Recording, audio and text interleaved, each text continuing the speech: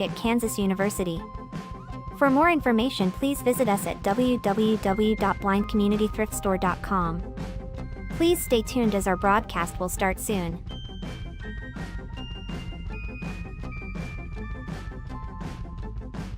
Please remember to like, comment, and subscribe on our YouTube channel now. At Blind Community Thrift Store on YouTube, and more info about this radio reading service, Navalins, and the Blind Community Thrift Store at www.blindcommunitythriftstore.com.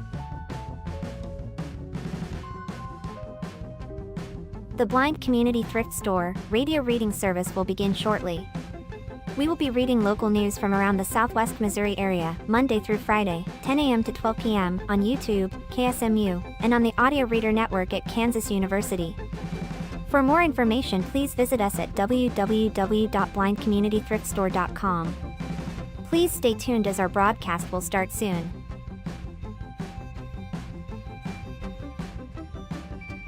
Please remember to like, comment, and subscribe on our YouTube channel now. At Blind Community Thrift Store on YouTube, and more info about this radio reading service, Navalins, and the Blind Community Thrift Store at www.blindcommunitythriftstore.com. The Blind Community Thrift Store radio reading service will begin shortly. We will be reading local news from around the Southwest Missouri area, Monday through Friday, 10 a.m. to 12 p.m. on YouTube, KSMU, and on the Audio Reader Network at Kansas University. For more information, please visit us at www.blindcommunitythriftstore.com. Please stay tuned as our broadcast will start soon.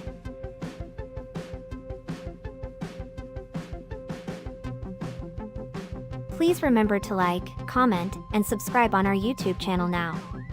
At Blind Community Thrift Store on YouTube, and more info about this radio reading service, Navalins, and the Blind Community Thrift Store at www.blindcommunitythriftstore.com. The Blind Community Thrift Store radio reading service will begin shortly.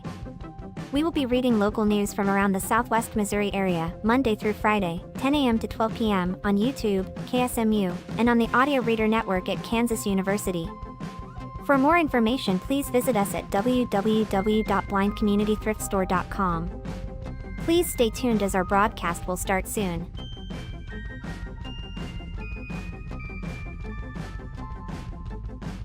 Please remember to like, comment, and subscribe on our YouTube channel now. At Blind Community Thrift Store on YouTube, and more info about this radio reading service, Navalins, and the Blind Community Thrift Store at www.blindcommunitythriftstore.com. The Blind Community Thrift Store radio reading service will begin shortly. We will be reading local news from around the Southwest Missouri area, Monday through Friday, 10 a.m. to 12 p.m. on YouTube, KSMU, and on the Audio Reader Network at Kansas University. For more information, please visit us at www.blindcommunitythriftstore.com. Please stay tuned as our broadcast will start soon.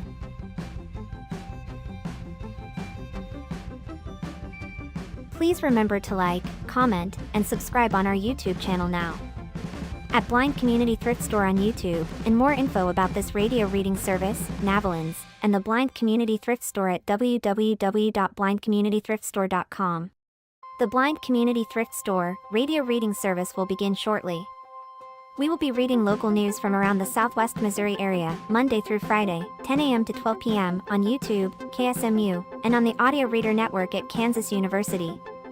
For more information, please visit us at www.blindcommunitythriftstore.com. Please stay tuned as our broadcast will start soon.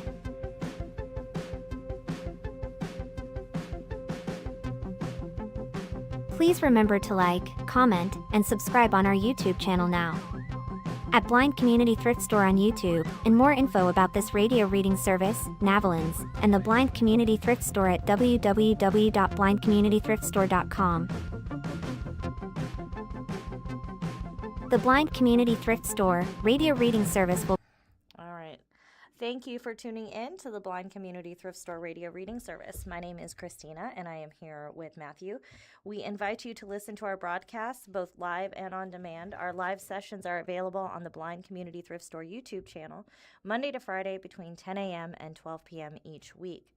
Additionally, you can access on-demand content through the Audio Reader Network, which offers a wide range of audio materials for the visually impaired community. To explore content from the Audio Reader Network, please visit www.reader.ku.edu.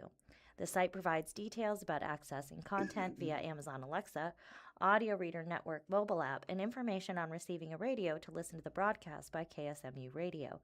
All broadcasts are played over KSMU's subcarrier airwaves at 67 kilohertz on 91.1 from 3 p.m. to 5 p.m. Monday through Friday. Contact Audio Reader Network for information on receiving a pre-programmed radio. From the Springfield Daily Citizen, these are hot topics right now, data centers. Springfield City Council approves 120-day moratorium on new data centers. Just a second here. Oh, I think that was it. Okay. Springfield moratorium, Mayor, Jeff. Shrug. There was the annual State of the City's speech as part of the Chamber of Commerce monthly Good Morning Springfield program on Thursday, June 4th, 2026. Yeah, it's a financial thing. That's the picture, I guess. I'm sure if I can get past it here. Oh, I think it's right there. Okay, I think it's there. Okay. Springfield has joined a growing list of jurisdictions in southwest Missouri signing moratoriums on accepting applications for new data centers.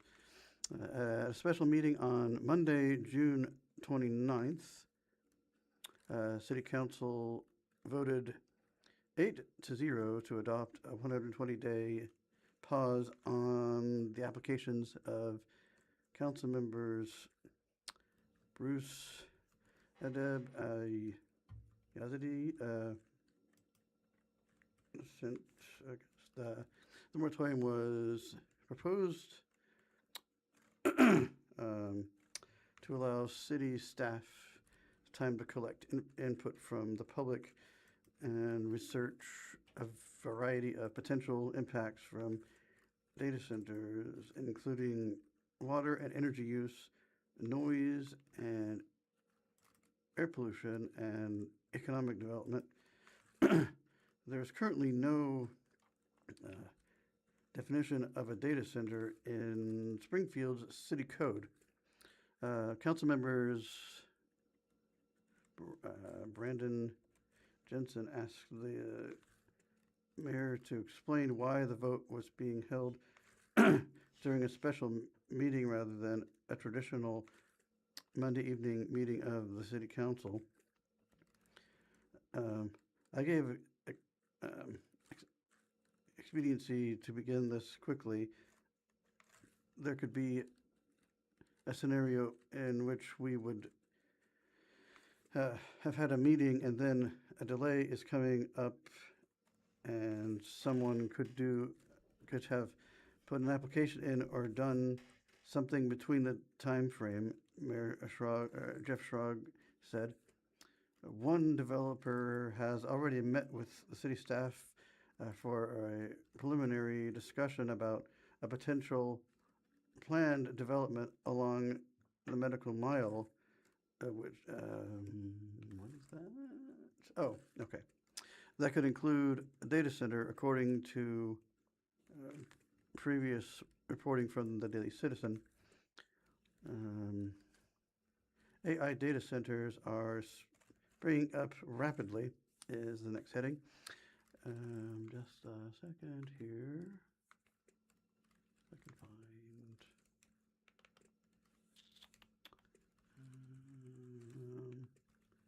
There's just like a caption thing. Hang on. Get it past it here.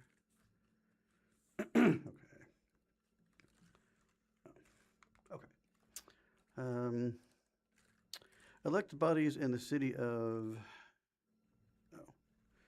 Seymour and Webster and Stone counties have recently approved moratoriums on data centers, according to previous reporting from the Daily Citizen. Webster County's moratorium came after community outrage over a small-scale artificial intelligence data center being built near Marshfield.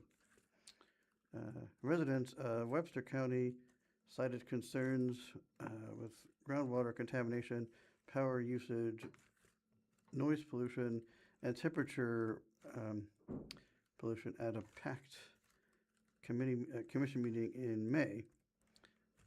Sydney White of Marshfield joined Springfield represents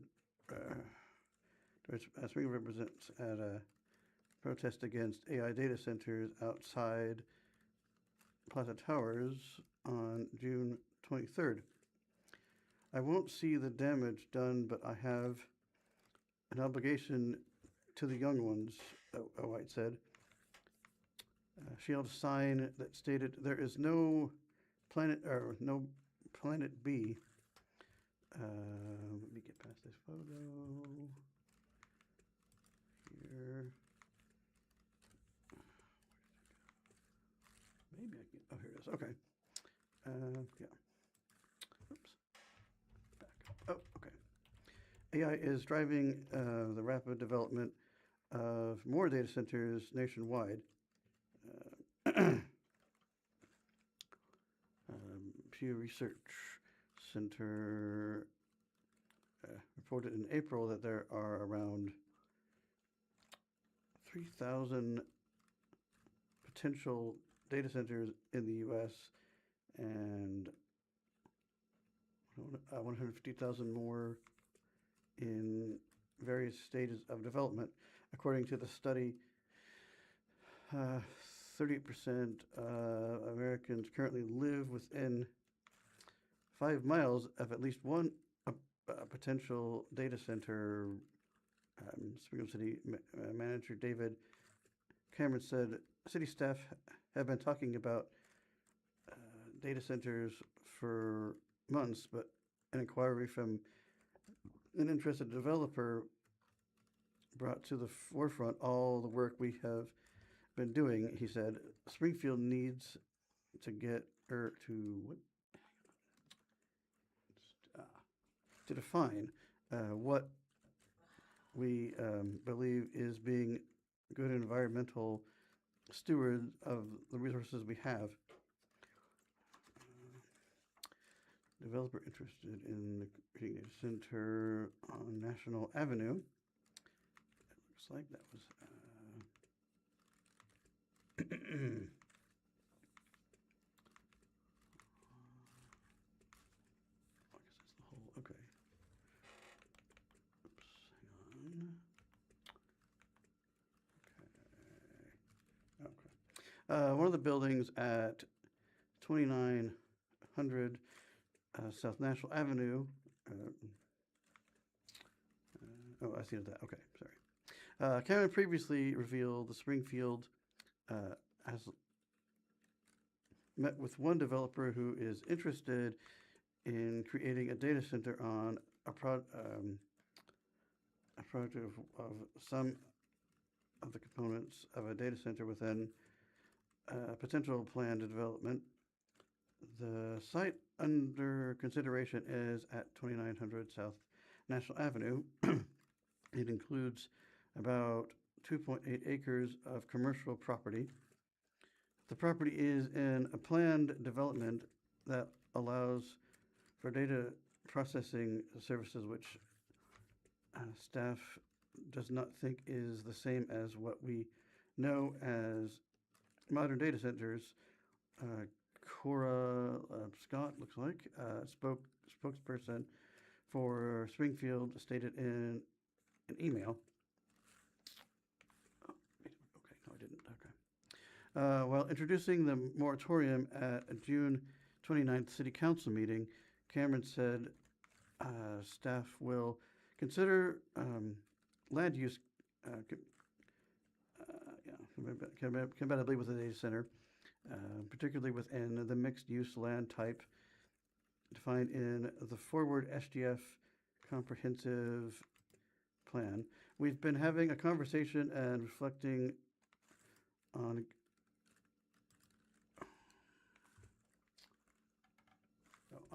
across the country what is being discussed.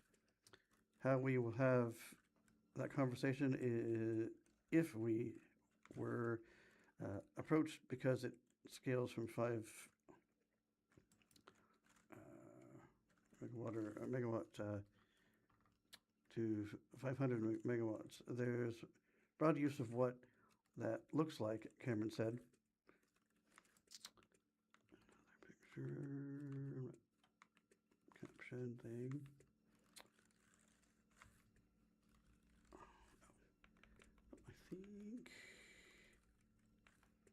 I think that's the end of that article, looks like. On to Christina.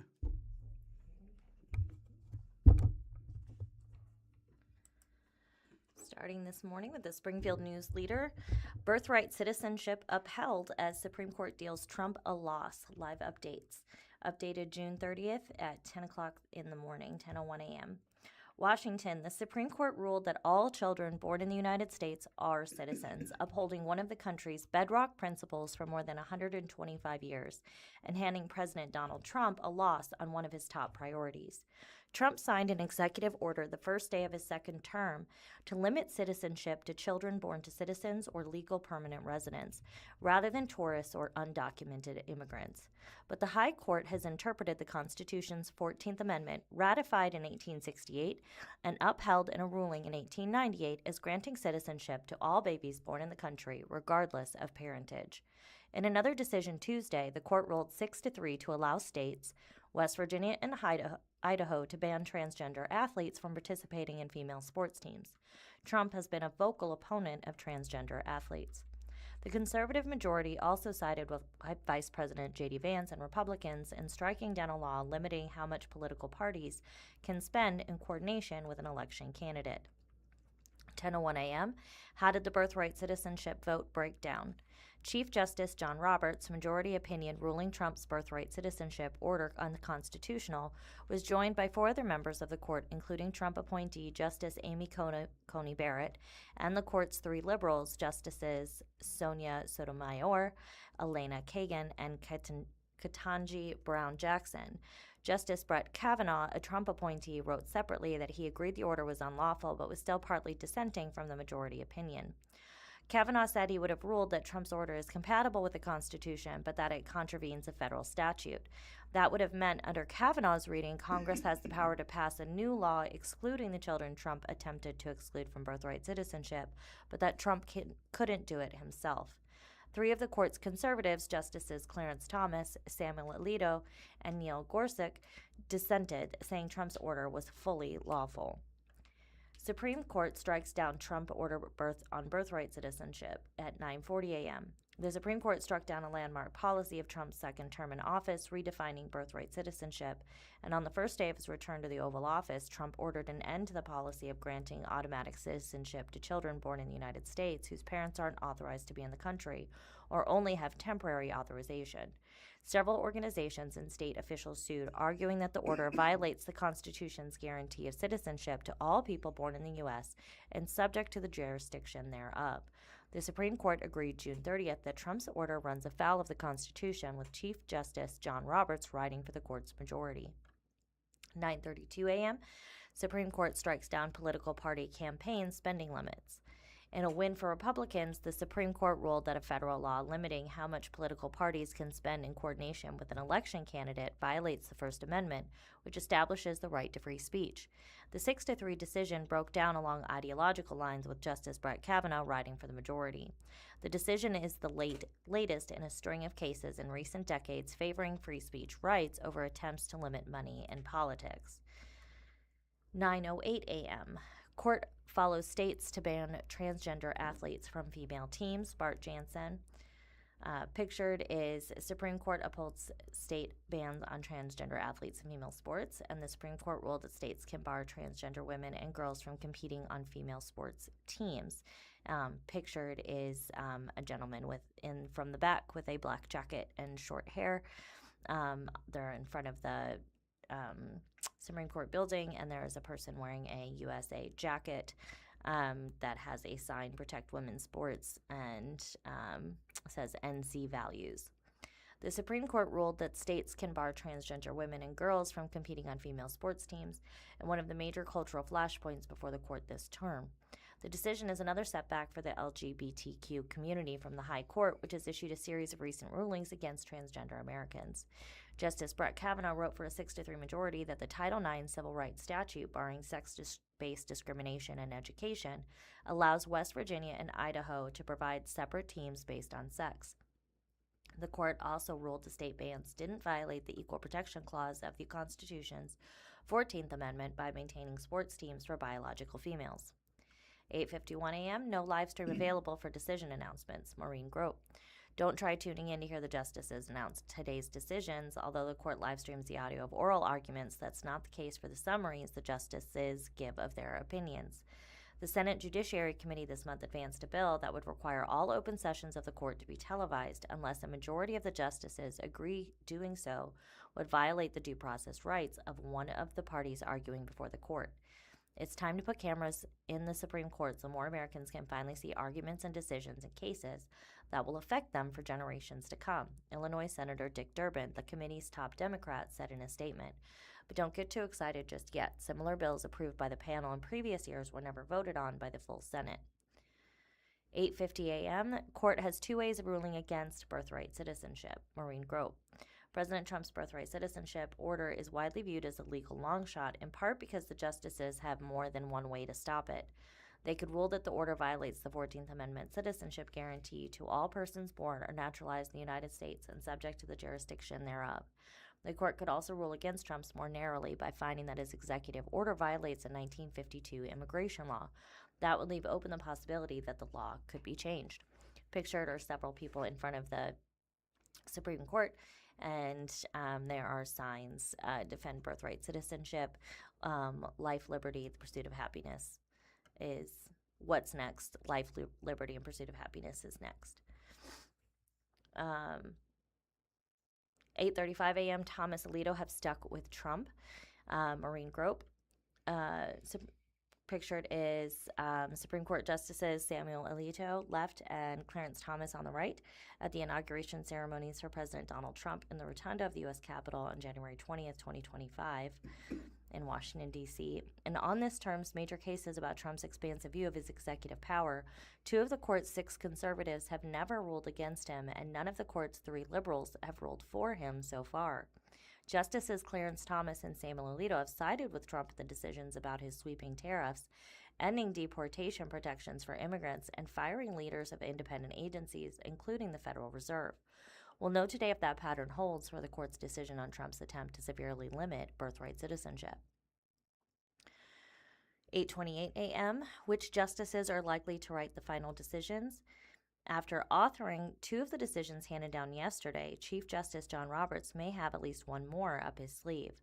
Roberts and Justice Brett Kavanaugh have written the fewest decisions this term, so they're the favorites to have the majority opinion in the remaining cases. Decisions are announced from the bench by order of seniority of the author, with Roberts going last. So if the Chief Justice is writing the opinion about President Trump's birthright citizenship order, that could be the final ruling of the term. Pictured from the left is Chief Justice John Roberts, Justice Elena Kagan, and Justice Brett Kavanaugh, who attended President Donald Trump's address to a joint session of Congress at the U.S. Capitol on March 4th, 2025 in Washington, D.C. Lawyer who argued against Trump's birthright order benefited from the 14th Amendment.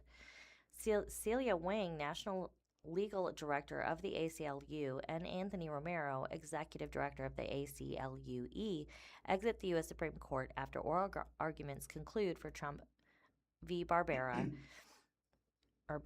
in Washington, D.C. on April 1st, 2026. The ACLU lawyer who argued against President Trump's birthright citizenship order in April lists herself a citizen because of the 14th Amendment. Cecilia Wang, the ACLU's national legal director, became an automatic citizen when she was born in the U.S. while her Taiwanese parents were in the country on student visas. Ask any American what our citizenship rule is, and they'll tell you everyone born here is a citizen alike, Wang said during the oral arguments. 8:02 a.m. What's next for the justices? What will the justices do after wrapping up today's final opinions?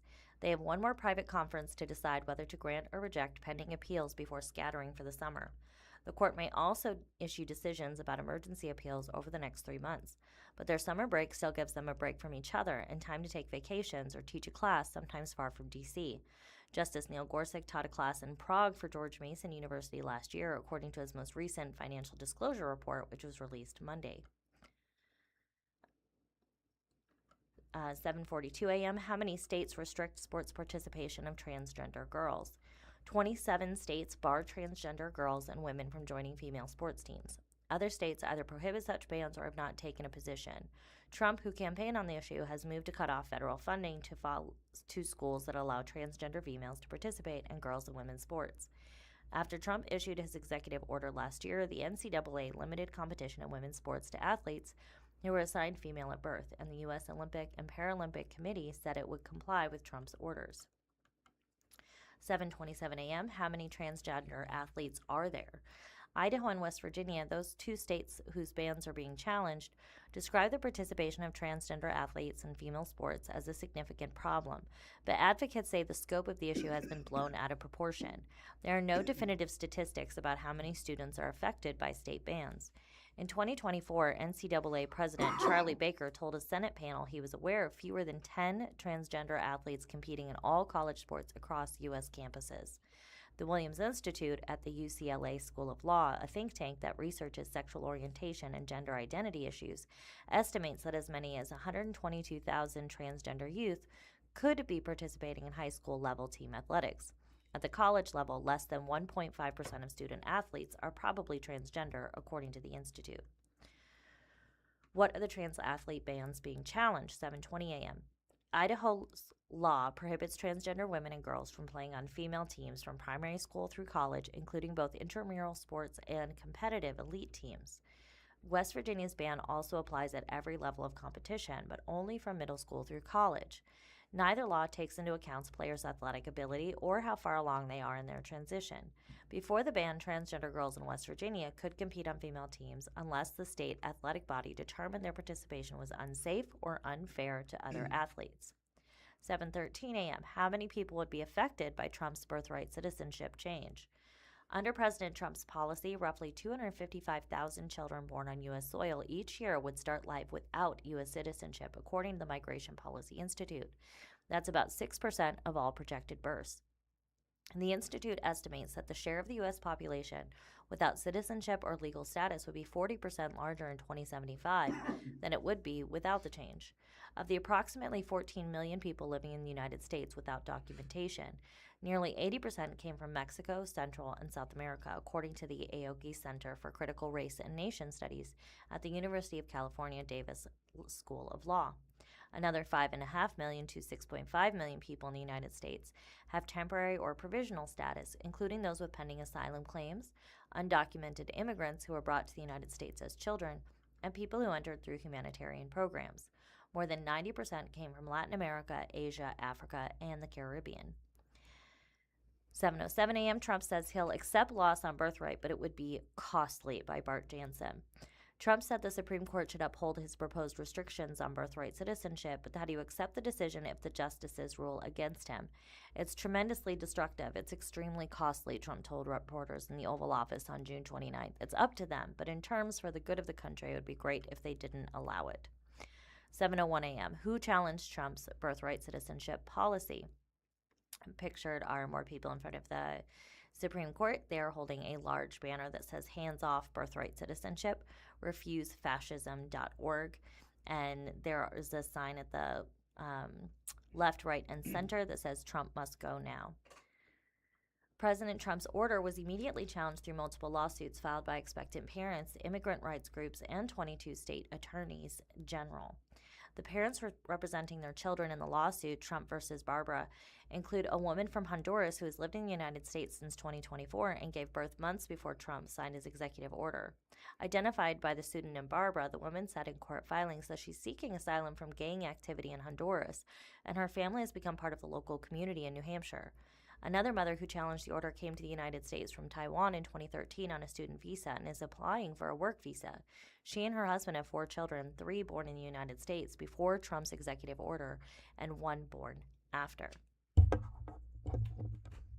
For the Springfield Daily Citizen, I want to see Pokin's columns poking around founding fathers and street names, but which Hancock is Hancock Avenue in SGF named after. Is it a kind of an opinion piece? It looks like kind of like.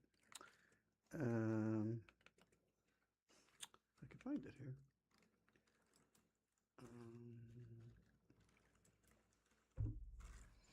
Springfield is like cities throughout the nation. We have streets named after founding fathers, but in the case of Hancock Avenue on the north side, the street is more likely named after a Frisco railroad executive. That was a photo, I guess. I guess an opinion thing. The most recognizable of the 52 signatures on the Declaration of Independence are those of Thomas Jefferson, who wrote it, John Adams, and Benjamin Franklin. But the most famous is that of John Hancock, who was president of the Continental Congress in the momentous years of 1776. He was the first to sign, and he did so with gusto, and under the mistaken impression there was plenty more room for the 52 signatures to follow. His signature is Texas size when needed to be Rhode Island size.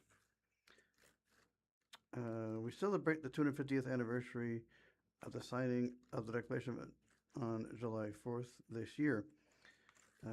We have been celebrating for centuries by naming our streets and villages after these men. Here in Springfield, we've got the big street of Jefferson Avenue, Adams Street, and Franklin Avenue. In case you are wondering, George Washington did not sign the Declaration. He was in New York getting ready for war. The one Springfield street you might not know of is Hancock Avenue on the north side. It's a simple thing with none of the bravado John Hancock's signature. It's one of the city's shortest streets. It has 5 houses on it. It's near Atlantic Street and Kansas Expressway in the Tom Watkins neighborhood. More picture thing. Hang on. Let me get past the photo. Where is it? Gosh. Maybe. Oh, okay. Jeez. Okay. There it is. That's some poke. Okay. Yeah. It's more likely the bigwig from Frisco Railroad than guy from Boston. If you ask me, Hancock Avenue is not named after John Hancock, the founding father, who is a much bigger deal in Massachusetts. My conclusion is that Little Hancock Avenue in Springfield is named after George A. Hancock, not the guy from Boston. George A. was not a founding father, but he was a bigwig at the Frisco Railroad and a few things bigger in Springfield history than the Frisco Railroad. He worked for the railroad here in Springfield from 1900 to his resignation due to poor health in 1913. He was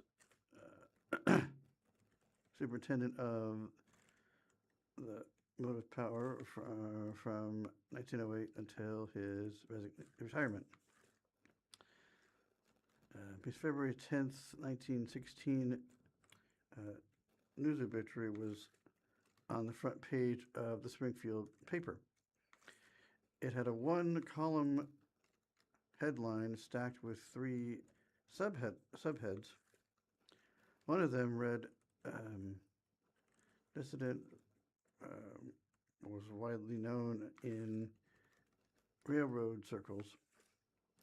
George A. Hancock died in Los Angeles on February 9th, 1916. He was buried in Port Huron, Michigan, where he lived as a boy. The Times Herald in Port Huron wrote about the funeral. A number of preeminent officials will accompany the funeral party to the Port Huron, and tomorrow they will act as pallbearers at the funeral of their former associate. Frisco Railroad was key to 20th century development in the area. The Springfield Greene County Libraries, the Frisco, a look back at the St. Louis San Francisco Railway, puts things in perspective. The Frisco was particularly influential to the Springfield, Missouri area because its operational center was located there for very many years. This included headquarters, major assembly and repair shops, and support activities of all kinds. The Frisco was the major employer and the key to 20th century development in the area. If I still haven't convinced you, George A. was a major player in Springfield. Consider these newspaper stories which cover his comings and goings. February 27th, 1908, Mr. Hancock has arrived. New Frisco superintendent of machinery work will take charge Thursday, May 2nd, 1912. Mr. Hancock returns. George A. Hancock, General Superintendent of Motive Power of the Frisco, returned to Springfield yesterday after a vacation of 4 months spent in Arizona. July 25th, 1912, George A. Hancock, Superintendent of Motive Power of the Frisco, and Mrs. Hancock will leave today for towards, not sure, India or something, Ohio, where they will pass the remainder of the heated season in a pretty cabin they own on the shore of Lake Huron. September 1st, 1913, automobile is given Hancock by Frisco men, showing in an unusual way their esteem for George A. Hancock. For 13 years, General Superintendent of Motive Power of the Frisco Railroad, and more than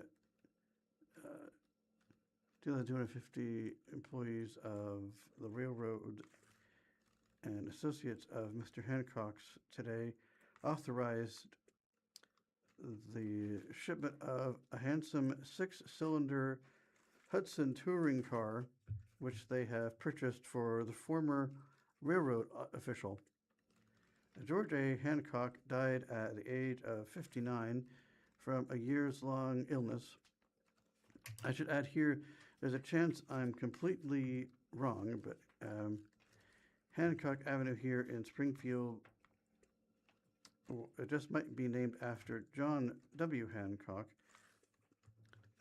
a legislator from Springfield in the 1830s who at some point served as interim Greene County Sheriff, which makes me wonder what was the middle name of John Hancock, signer of the Declaration of Independence. He didn't have one. This is Pokemon column number 362, if anyone is counting. That is the end of that one. Back to Christina.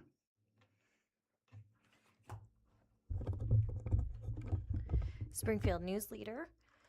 Missouri heat wave to bring dangerous high temperatures this week. Ahmed Jawadi, USA Today Network, June 29th, 2026 at 3:19 p.m. A heat wave is headed to Missouri with temperatures nearing 100 degrees across most of the state into the 4th of July weekend. A heat dome is building across the middle of the country, bringing along the most widespread 90-degree weather so far this year across much of the central United States, according to AccuWeather. As such, parts of Missouri are either under a heat advisory or an extreme heat warning throughout the week. Here's what to know. How hot will Missouri get this week? 6 to 10 day temperature outlook. Valid July 4th through 8th, 2026. Issued June 28th, 2026. Pictured is the United States map. On the far west side, including western Washington and Oregon and California, is near normal. Then you have the next chunk of land just before you get from Canada down through the Mexico border is going to include all of Idaho and Nevada, and that's about 33 to 40% above normal. Then you're getting across the western United States, and that's going to have 40 to 50% above normal. And that's kind of going halfway through the Dakotas, down through Oklahoma, down through Kansas, and then Oklahoma on through Missouri into Kentucky is going to be 50% above normal. And then we go across to start getting into the eastern border through Florida and up through Michigan, or the top part of the Dakotas. It's kind of sweeping west to east, is going to be 60 to 70% above normal. Then you have Michigan all across the Great Lakes, and Pennsylvania in Ohio is going to be 70% above normal. And then we're back into the eastern United States with the eastern border with Maine, New Hampshire, in that area, and that is going to be back to about 50% above normal. Hawaii is going to be also about 60% above normal, and then Alaska is going to be about 30% below normal. Here's what the National Weather Service's forecast for Missouri this week is. Monday, high of 92 to 96 degrees. Tuesday, high of 93 to 98 degrees. Wednesday, a high of 93 to 97 degrees. Thursday, a high of 93 to 97 degrees. And Friday, a high of 92 to 96 degrees. Aside from the heat, it is also expected to be humid with several days of heat index between 100 to 110 degrees expected. What is a heat dome? Simply put, a heat dome is when hot air is trapped over a certain area. It can stay for days or even weeks, according to National Geographic. When hot air attempts to rise, it's blocked by the high-pressure ridge. As it sinks, it compresses and grows steadily hotter, producing conditions of extreme heat near the surface over areas hundreds of miles in size. The result is extreme heat under the area under the dome, according to the Climate Reality Project. It's like a lid on a pot, trapping the hot air and preventing it from escaping. Heat domes can cause dangerously high temperatures that linger for days or even weeks, posing significant health risks, the authors said. Here are some tips courtesy of the Missouri Department of Public Safety, and how to stay safe during severe heat. Stay indoors as much as possible and limit exposure to the sun. Stay on the lowest floor out of the sunshine if air conditioning is not available. Consider spending the warmest part of the day in public buildings such as libraries, schools, movie theaters, shopping malls, and other community facilities. Use exhaust fans and dehumidifiers when needed. Eat well, light-balanced meals at regular intervals. Avoid using salt tablets unless directed to do so by a physician. Drink plenty of water. Individuals who have epilepsy or heart, kidney, or liver disease or on fluid-restricted diets or who have problems with fluid retention should consult a doctor before increasing liquid intake. Limit intake of alcoholic beverages. Dress in loose-fitting, lightweight, and light-colored clothes that cover as much skin as possible. Protect your face and head by wearing a wide-brimmed hat. Wear sunscreen. Check on family, friends, and neighbors who do not have air conditioning and who spend much of their time alone. Never leave children or pets alone in closed vehicles. Avoid strenuous work during the warmest parts of the day. Use the buddy system when working in extreme heat and take frequent breaks. Find a cooling center near you. If you're struggling to stay cool this summer, a cooling center may be your best bet to beat the heat. Check out the map below to find a cooling center near you. Are there extreme heat warnings in Missouri? Check the map below for the latest extreme heat warning, heat advisory, or other weather alerts from the National Weather Service. And basically right now, half of Missouri, like Jefferson City and above, is in a pink zone, basically saying very hot. And the other half of Missouri is a little bit cooler, but just because we're south. There's no definitions. Yeah, there's no there's no code. It's just pink and orange. So we're just going to go with hot. Here you go. Okay. From the Springfield Daily Citizen, a little different thing. Looks interesting kind of column that's slightly old, but I don't think we've talked about it. In 1933, Ozarks lawmen were kidnapped by Pretty Boy Floyd and Bonnie and Clyde. Let me get down there to it.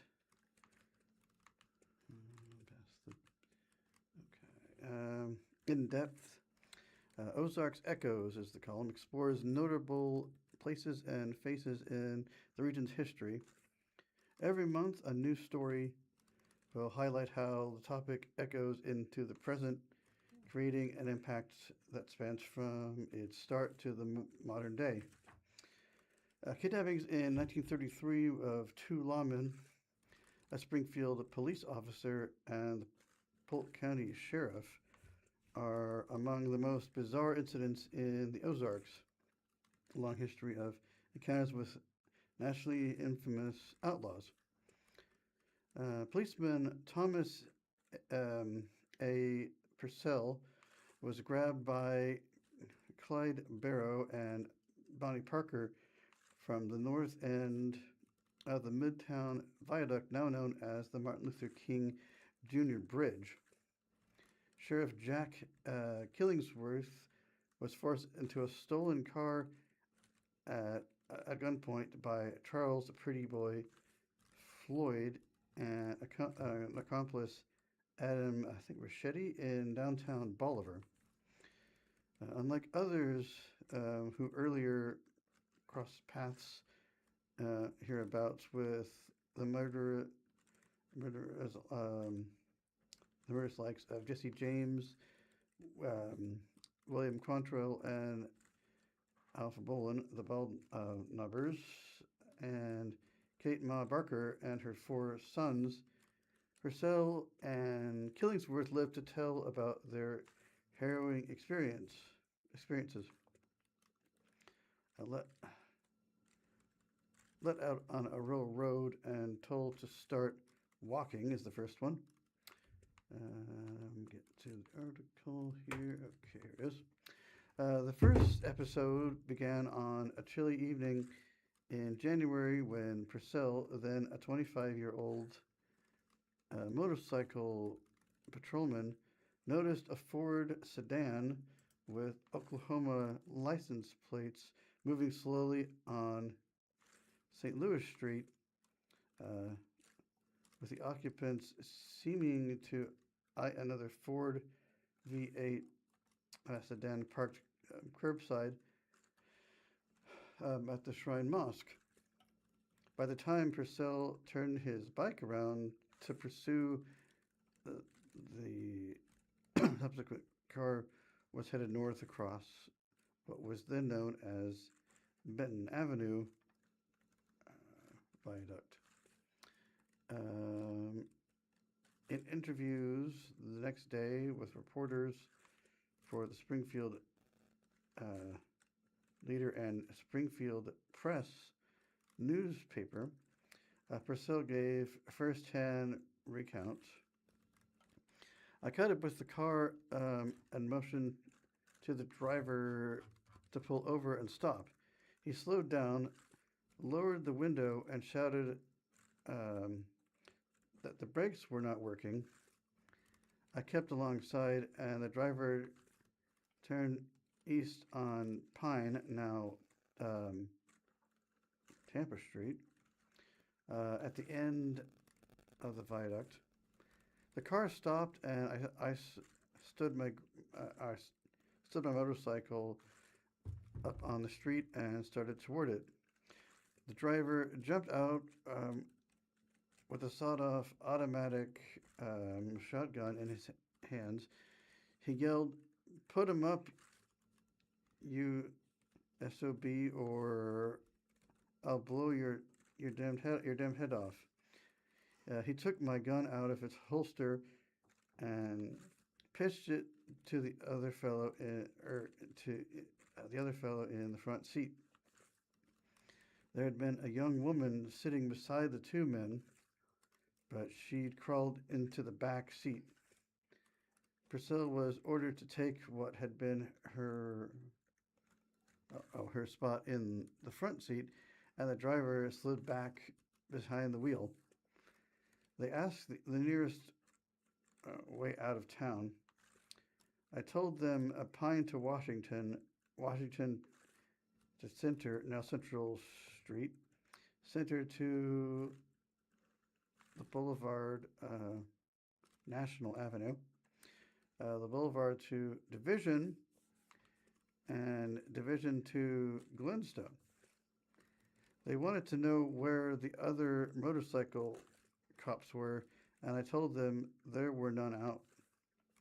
Purcell continued, the abductors also asked about top speed of the department's police patrol cars and the firepower of the police arsenal. Caption here. Just a second here. Where is the end of this photo? Okay.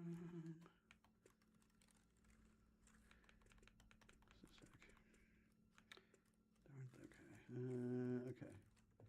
Thomas A. Purcell, 1908 to 1989.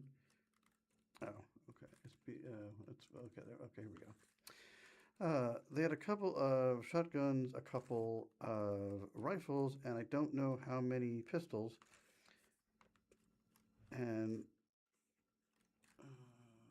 a Thompson submachine gun. They were damn proud of it, like kids with their first toys. They said they stole it up in Ohio somewhere. After guiding the driver out of Springfield, Purcell was ordered to the back seat where the woman kept a pistol constantly pointed at him. The kidnappers indicated they wanted to head toward Joplin, but took a circuitous route that wound through Pleasant Hope, Fairplay, Morrisville, Golden City, Greenfield, Carthage, Webb City, and Oronogo. Okay. As they passed through the smaller communities, the officer was forced to kneel on the floor, covered with a blanket. In one town, he was told to get out and helped the men steal a battery from another vehicle and install it in their car. He said they boasted about his power with the stolen Ford V8 engine, but they were worried that the vehicle's battery was failing because the headlights seemed to be growing dim. Purcell said the trio didn't call each other by their names. The men referred to their female as Sis and Hun, while she called them both Bud. The girl had a bright red hair and her face was very white, either naturally or from powder, I guess. Purcell recalled she was slender. I don't know much about ladies' weights, but I'd guess she weighed about 100 pounds or so. Pretty. Lord, no. Their identities later were confirmed as Bonnie and Clyde, accompanied by W.D. Jones, a pal from Clyde's boyhood in Dallas, Texas. As they neared Joplin in the wee hours, Clyde, who was driving, stopped on a lonely rural road and told Purcell to get out and start walking. Dad was a talker, was the next column. In a 2004 interview with a News-Leader columnist, Patrolman Purcell's son, Tom W. Purcell, credited his father's gregarious nature with convincing the outlaws to spare his life, although they eventually killed 9 lawmen among 13 victims during their 2-year robbery spree. Dad was a talker. He always got along with real well with people. He told me he thoroughly believed they were going to kill him, so he figured, why not make the most of the time I have left? And that's probably what saved him. He was with them long enough, and they listened to him. Hang on. And they listened to him enough that they took a liking to him, so they decided to let him go. However, when the surprised officer tried to get in a last word with Clyde, it was almost his last word, period. Dad was real proud of his pistol, the son recounted. He'd given $50 for it. Oh no, come back. Hold on. Hit something, 1 moment. I get it back. Oh, I have to do it. Just a second. Hit the wrong thing. Okay, there we go. Come back. Come on. Where did it go? Unbelievable. Okay, here we go. Pistol, okay, here we go. He gave $50 for it at a time when he was only earning $25 a month. So when they let him go with out of the car and said he was free to go, Dad asked for his gun back. He told them, "You already have all the guns you need," but the one he later learned was Clyde, said, "You're damn lucky as it is." So Dad started walking toward Joplin, half expecting to be shot in the back. 3 months later, after committing a string of often deadly robberies in Texas and Oklahoma, Bonnie and Clyde were back in southwest Missouri, renting an apartment over a garage on Joplin's south side, acting on a tip, 3 local lawmen and 2 Missouri Highway Patrol troopers arrived at the apartment with a search warrant. They were greeted by a hail of gunfire that killed 2 of the officers. The outlaws escaped, but among items left behind were 2 rolls of photographic film that, when developed, revealed snapshots of Bonnie Clyde and other gang members posing for the camera. Officer Purcell was stunned to recognize his kidnappers in the photos, and he was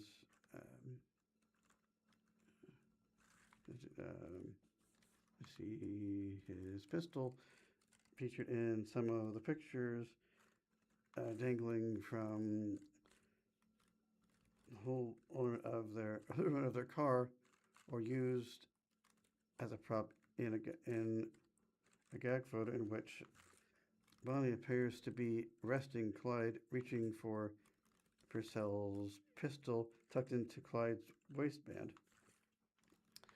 Okay, more photos.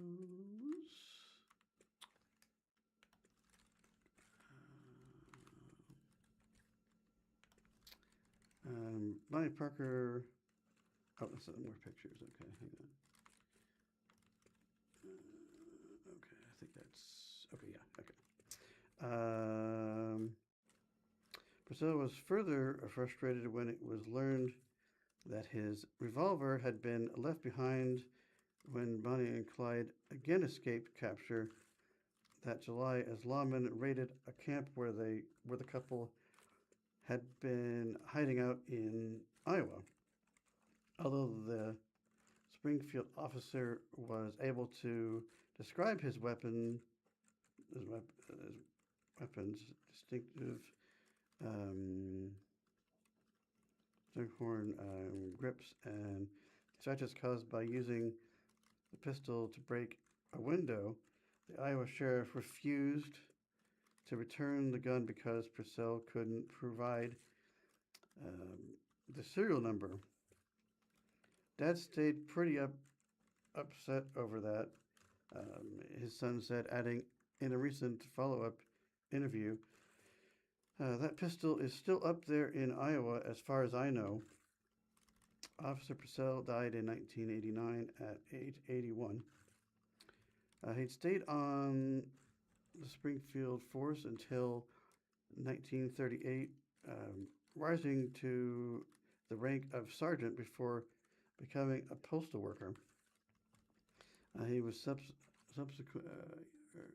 superintendent of the Glenstone Branch Post Office when he retired in the mid-1960s.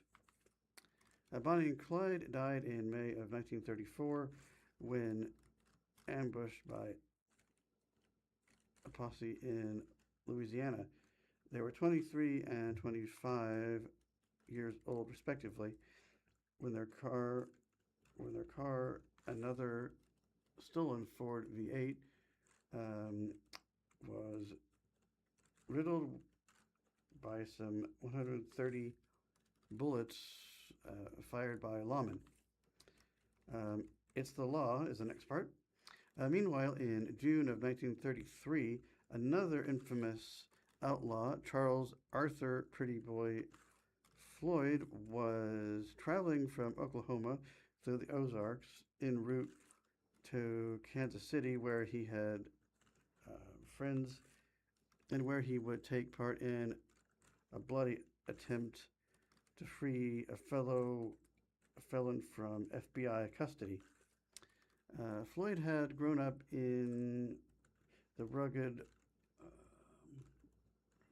Coxon hill country of eastern Oklahoma, and at 29 years old, already had a decades-long police record listing robberies and killings in his home state, as well as Arkansas, Missouri, and Kansas. Another photo. Let me get past.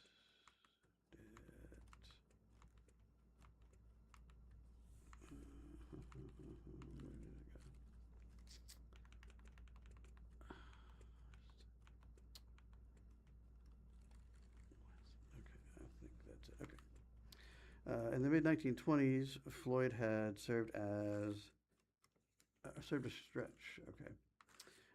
In the Missouri State Penitentiary for holdup in St. Louis, and he was rumored to be never proven to have been involved in the deadly 1932 shootout on the outskirts of Springfield known as the Young Brothers Massacre, in which 3 Springfield police officers and 3 Greene County deputies were killed. In early 1933, Floyd was partnering with Adam Machete, 23, who had grown up in Bolivar and still had family there, but was living in Oklahoma at the time. On June 15th, driving a sporty new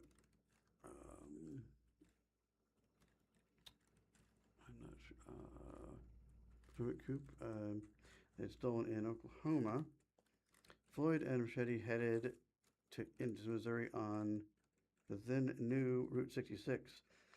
They turned northward at Springfield on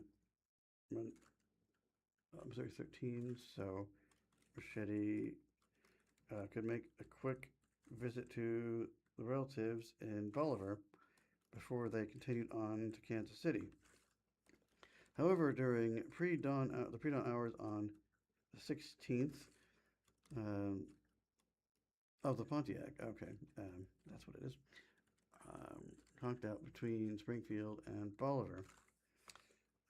Floyd paid a farmer to tow the crippled car into Bolivar to the Binzer Chevrolet agency, where Machete's older brother, Joe, worked as a mechanic.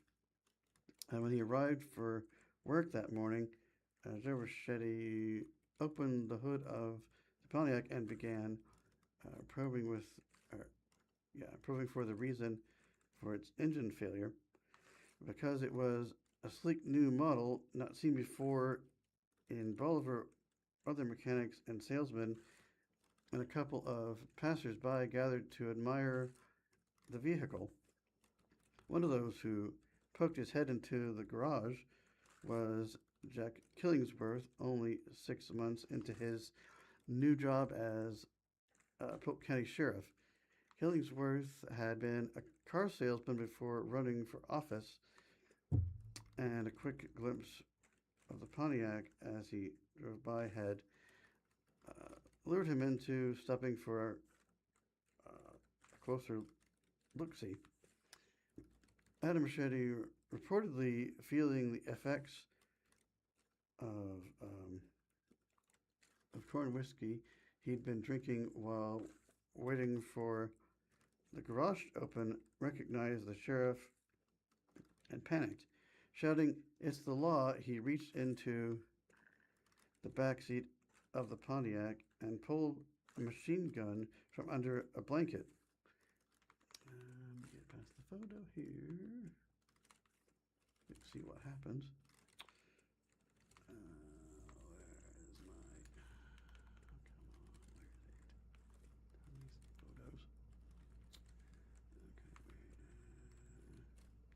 Okay. Waving the weapon menacingly, Machete ordered everyone in the garage except his brother and Floyd to line up against an interior wall. Fearing a massacre was about to take place, Joe Machete confronted his drunken younger brother and told him to calm down.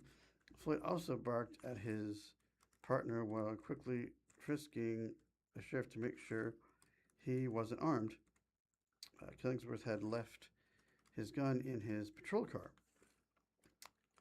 Floyd decided they couldn't wait for the Pontiac to be fixed. He eyed Joe Richetti's new cream-colored Chevrolet and apologized as he asked for the keys. Floyd also apologized to the dealership manager for the frightening start of the workday. Then Floyd took the machine gun from Adam Richetti and told him to get into the driver's seat of the Chevy. He ordered Killingsworth to get into the car's back seat, then climbed in between the sheriff, or beside the sheriff, I guess. Adam Richetti stomped on the gas pedal, and they roared out of town. Knowing that the law enforcement agencies would have alerted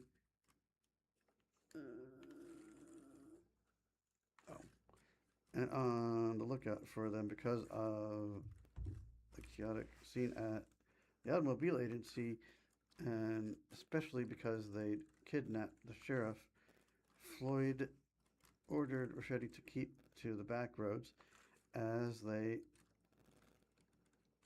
angled northwest towards Kansas City. As they traveled St. Clair County to state, troopers spotted the Chevy and gave chase. A brief exchange of gunfire took place, but the troopers were reluctant to shoot because they feared hitting Killingsworth sitting in the back seat. However, Killingsworth later reported that Floyd had thoughtfully pushed him into a low crouch on the floor to lessen the chance that he'd be hit by bullets fired by the pursuing lawman. As they crossed from St. Clair into Henry County, the two outlaws and their hostage lost their pursuers, but they also lost the engine of their car.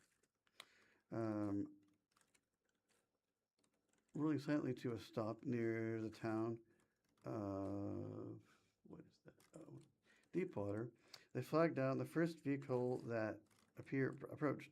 It was another new Pontiac,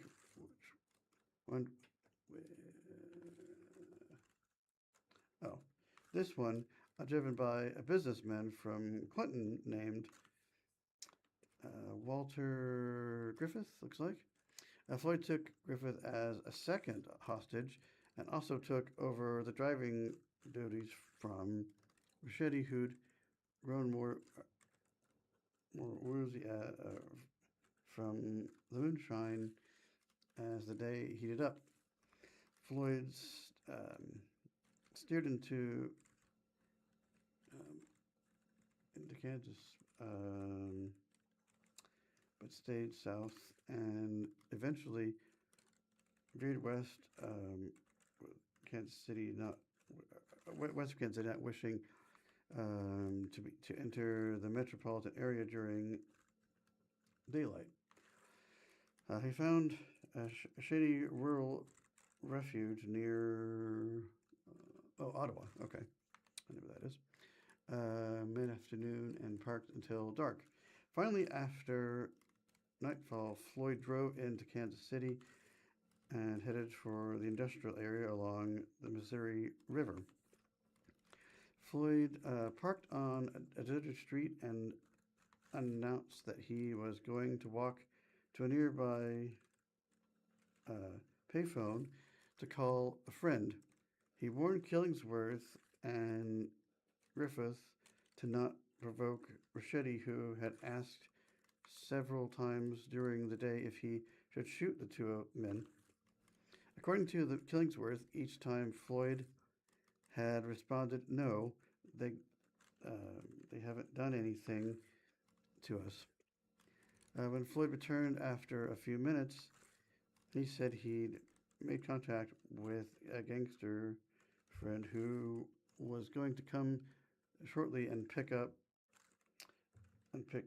up and Richetti. Floyd told the two hostages he would leave them with Griffith's car if they promised to wait several minutes before heading homeward, and also if they promised to not alert authorities until after they'd after they did get home. Killingsworth said he and Griffith agreed to those conditions, and they soon found themselves alone in the car as Floyd and Ricchetti sped off into the night with their criminal comrade. At the moment, it seemed like the story was over, but it wasn't. A deadly shootout at Union Station. Apparently, the Confederate who took in Floyd and Ricchetti that night recruited them to join in a bold plot to free another Oklahoma bad man and mutual friend, Frank Nash, who'd escaped from federal prison at Leavenworth, Kansas, but had been recaptured in Arkansas. Nash, in the custody of 2 FBI agents, was due to arrive by train at Kansas City's Union Station about 8 a.m. the next morning, June 17th. That's where and when the ambush was planned. Several Kansas City police officers and at least 2 additional agents from the Kansas City FBI field office greeted Nash and the escorting agents as they exited the train. They walked through the crowded station without incident and toward the 2 waiting cars in the parking lot. However, as the handcuffed Nash was directed into one of the cars and the lawman piled in with him and also into the second vehicle, gunfire erupted. 1 FBI agent and 3 Kansas City police officers were fatally wounded, and so was Nash. Floyd and Ricchetti and their 1 or 2 compatriots escaped. Okay, where is the guy? Let's see. Where's my photo? Okay, I think. Oh gosh. I don't like these photos. Hard to get past.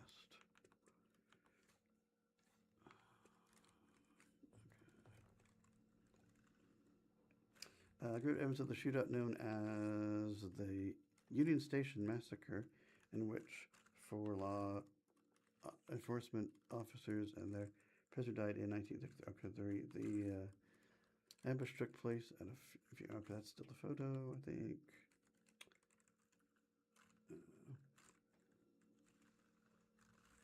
Okay, Floyd and Adam Ricchetti released the sheriff, Jack Killingsworth, in Kansas City, and the 2 kidnappers were charged as gunmen in the infamous killing. Okay. Oh, that was the photo. Okay, finally. Okay.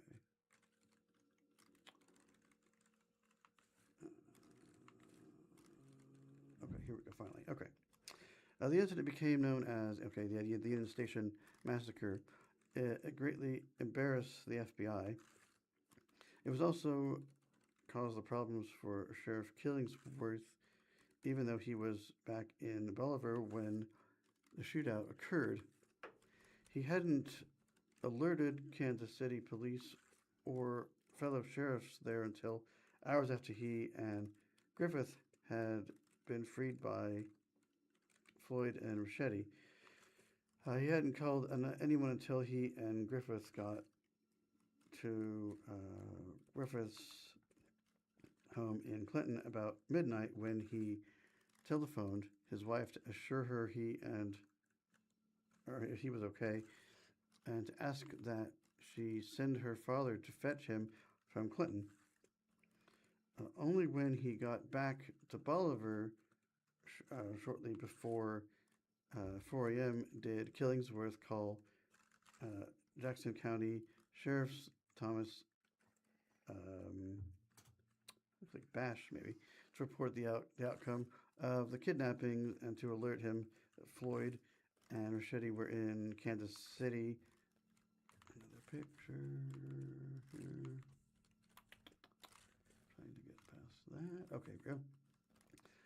Some reports even had Killingsworth and Griffith stopping in Lee's Summit on their way out of Kansas City to eat at a restaurant. But even without a meal stop, there was outrage in Kansas City because of the roles Floyd and Ricchetti played in the Union Station carnage. A warning even a few hours before the ambush might have saved lives, critics claimed. Newspaper stories in Bolivar and Kansas City quoted Killingsworth as explaining, "I promised Floyd, and I wouldn't tell. My actions were what any man with sense would do. They might come back someday. These men are killers." Killingsworth didn't seek a second term as sheriff and instead became the local Buick automobile dealer in 1937. He later was elected to 6 two-year terms as Bolivar mayor. He died in 1972 at age 75. Pretty Boy Floyd was killed by FBI agents in Ohio in 1934. His body was returned to Oklahoma, where his mother insisted the corpse bore marks that confirmed remember that he was executed by FBI Special Agent Melvin Purvis. By several gunshots fired at a close range. Adam Ricchetti died in the gas chamber at the Missouri State Penitentiary in 1938, convicted of participating in the Union Station massacre, even though he insisted that he'd been too hungover from drinking moonshine the day before to accompany Floyd into the ambush. He is buried in Bolivar's Greenwood Cemetery within sight of the grave of Jack Killingsworth. Another one here. Let's see where that ends.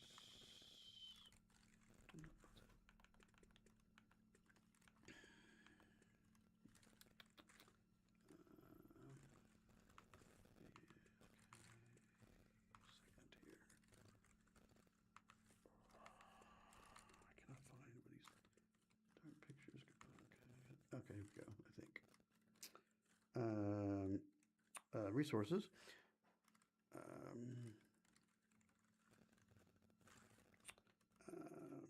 Bandits kidnapped policeman here. Springfield leader. It just shows the pic. Okay, well, you can look at them. Okay, I think that's it. That is a very interesting piece there. On to Christina. Springfield News-Leader. Victorian drill team, a perennial Springfield 4th of July favorite. Springfield News-Leader, June 27th, 3:55 a.m. Pictured is the Victorian Ladies Marching Drill Team marches in spring's old-fashioned 4th of July parade on Thursday, July 4th, 2019 in Springfield, Missouri. There's 2 lines of ladies, and they are wearing white long dresses with red belts, a straw hat with red, white, and blue ribbons surrounding, and white parasols, lacy parasols, with some blue and red ribbons hanging all around the trim. And then there's another picture of them using their parasols forward. The previous picture, they were behind them. Members of the Midtown Victorian Drill Team perform as part of the Midtown Neighborhood Association's old-fashioned 4th of July parade in Springfield in this file photo. And then there's another picture of a lady more up close, and the design of the parasol is making a pretty shadow on her face as she looks across at her other members. Members of the Midtown Victorian Drill Team in this photo is July 4th, 2015. And then pictured again is the drill team and their parasols. They're more all on their left side, and they are wearing their white shoes that match their dresses, and walking along what looks like it had rained the night before, a wet road. And that is just another picture. And then pictured in the next picture is Cassie Appleberry 10, Cole Appleberry 10, Jackson Nelson 6, Owen Nelson 9, and William Nelson 6, all of them watching on with the Victorian drill team during the old-fashioned 4th of July parade and celebration in Springfield on July 4th, 2015. And then there's another picture of them walking under the shade, getting ready to perform at July 4th, 2015. And another of Annalee Wood 15 of the Midtown Victorian drill team staying cool in the shade while waiting for the start of Springfield's parade on July 4th, 2018. And then another picture of them all together with their parasols up. There's about 6 members in this picture from 2018. And then there are ladies of all different ages from the 26th Annual Old Fashioned 4th of July Parade on July 4th, 2016. More from July 4th, 2022. And everyone's smiling and having a good time, along with a gentleman on an 1890s style bike with the tall tires. And then lastly, there is a picture of 2 ladies holding their banner flag that says the Midtown Victorian Drill Team. Oh, there's no article. They just went on and on with all the pictures. Well, apparently they are a favorite. So at the Old Town, Midtown Victorian, or Midtown Old 4th of July Parade, they will most likely be there since that is a perennial favorite. I'm going to go ahead and go into my next article. Ozarks Foundation launches $8 million front door campaign. That is from this morning, June 30th at 3:40 a.m. The Community Foundation of the Ozarks has launched an $8 million capital campaign to transform its Springfield headquarters into a front door for philanthropy, with $4.5 million already secured. The effort will overhaul the first floor of 300 South Jefferson, expanding space and resources for nonprofit organizations and community collaboration, according to a community announcement. The campaign, titled Creating a Front Door for Philanthropy, is intended to address barriers facing nonprofits, particularly those needing to access infrastructure and shared space. Right now, many nonprofits, especially those getting started or in a time of rediscovery, face barriers to space and infrastructure. At the same time, our region is growing, and so are the needs, Winterkin, president and CEO of the CFO, said in the announcement. This project will help meet those needs while serving as a place for aspiring philanthropists and leaders to gather, collaborate, and learn. Pictured are several people listening to a speaker at a podium with a screen behind them doing a slide show. Walter Kine, president and CEO of the Community Foundation of the Ozarks, announces renovation plans for the first floor of 300 South Jefferson. Renovation plans call for a full renovation of the first floor to create new public-facing and collaborative spaces. The project includes an expanded event center with an outdoor courtyard and catering kitchen, as well as offices and collaboration areas for emerging nonprofit organizations. It will also add a 900-square-foot conference room and a digital display highlighting individuals, affiliate foundations, and past projects associated with the organization, according to the announcement. Dake Wells Architecture designed the project, and J.E. Dunn Construction will serve as general contractor. Both firms also led renovations on the building's 4th floor for the foundation's headquarters, completed in summer 2025. Construction is expected to begin in early 2027, according to the announcement. Campaign donors and community support. The campaign is supported by several lead gifts, including contributions from Eric K. Peterson, Elizabeth Dickey representing the John Wallace Dickey family, the Meek family in memory of Mary K. Meek and Patricia Hall and late Jerry Hall. Additional contributors of June 22nd include Jim and Janet Anderson, Arvis Bank, Ray F. and Nancy J. Atten Memorial Fund, Rob and Sally Baird, Fiducian Advisors, Guarantee Bank, J.E. Dunn Construction, Gordon and Laura Kine, Winter and Marshall Kine, Louis Leon, Ann E. and Mac McGregor, Charles and Robin Morgan, the estate of Jimmy Murrow, Mark and Lori Nelson, Gail and Cliff Smart, Dean and Robin Thompson, Craig and Amy Westcott, and anonymous donors.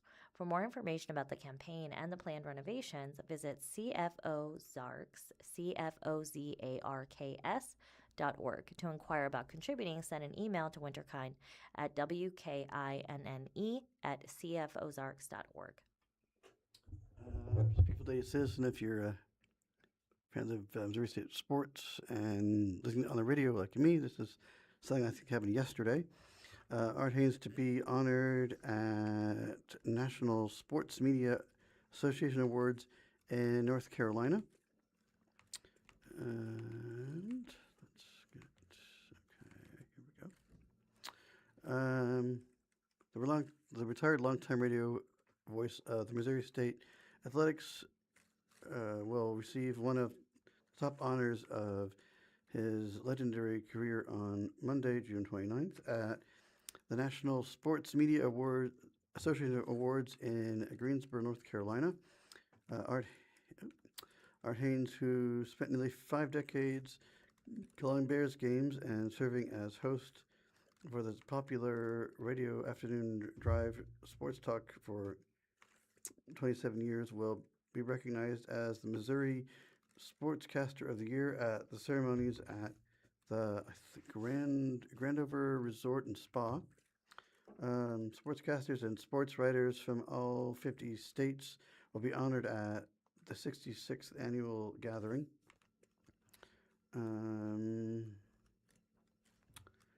Sean Dorr of ESPN is set to receive the organization's National Sportscaster of the Year award with Ross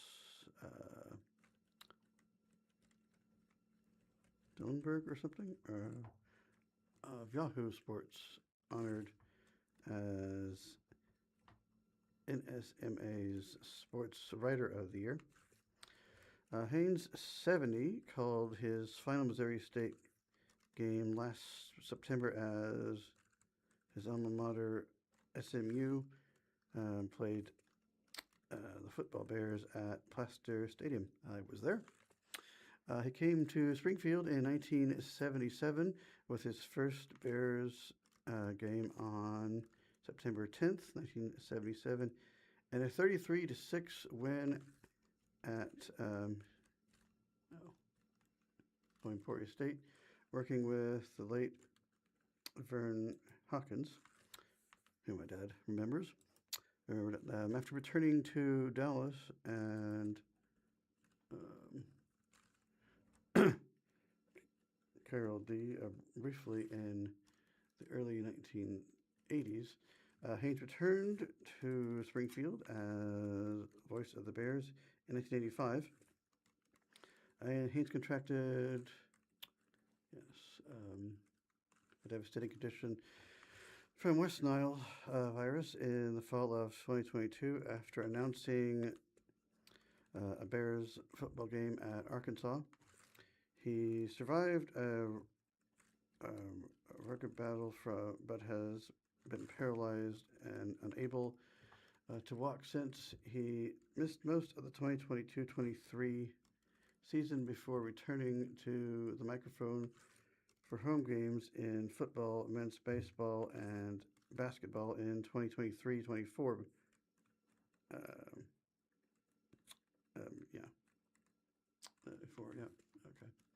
Haynes has remained active in the Springfield sports scene as a spectator and board member of the Springfield Area Sports Hall of Fame since his retirement. The 2026 NSMA Hall of Fame inductees are James Brown of CBS, Adrian Watkins of ESPN, the late Greg Rumble of CBS, and Sid Hartman of Minneapolis Star Tribune.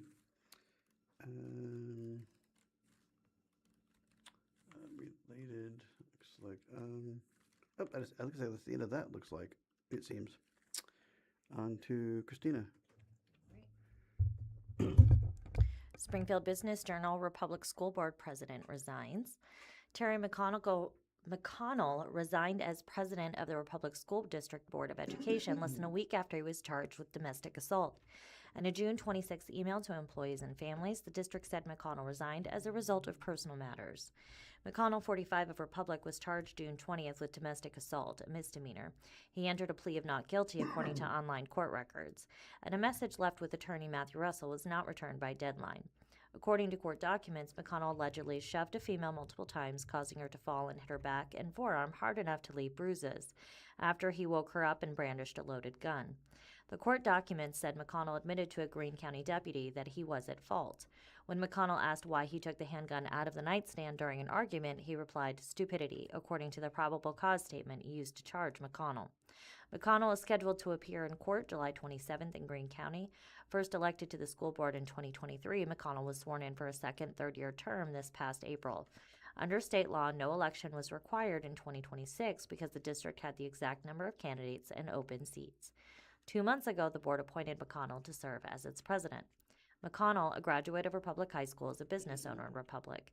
Nikki Faith, director of communications for the district, said board member Lauren Lehman will take over board leadership duties until a special reorganization meeting is scheduled to officially accept the resignation and elect board officers. The board is also expected to discuss what to do with the open position. It may opt to seek applications and appoint a board member to fill McConnell's spot until the April 2027 election. Hold on. From the Springfield Daily Citizen, then. Harmony House names new executive director, Kirsten Walker. The Harmony House, Springfield's domestic violence shelter, has named a new executive director.